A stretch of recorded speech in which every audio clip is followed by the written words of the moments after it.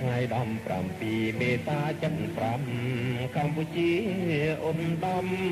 យើងបានរំដោះក្រោមការដឹកនាំអង្គការដ៏វៃឆ្លៀសយើងសាងលឿនលោតខ្លងកម្ពុជាថ្មីតាមពីបងក៏បងកានធ្វើយើងសម្រុកពេលឡើងទាំងយប់ទាំងថ្ងៃ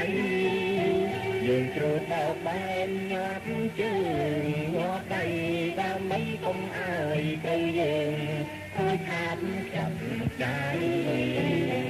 យើងរួមសាមគ្គីជ្រុនត្រូវឈូឆោកុំអើយត្រូវយើងបន្តបាំងឃ្លាំងដីយើងប្រមូលកម្លាំងទាំងប្រឹងស្រីខាងណាដទីដែលជាបន្ទាប់បន្សំ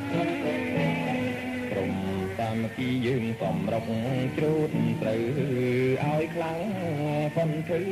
ដូចទឹកជំនន់ធ្លាំងពីភ្នំជ្រូតយើងជ្រូតខំយើងខំព្រួងត្រូវយើងទុំ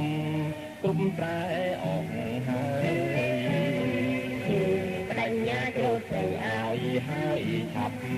ប្រមូលផ្លែទាំងបាំងគុំចាប់គុំកាន់តែ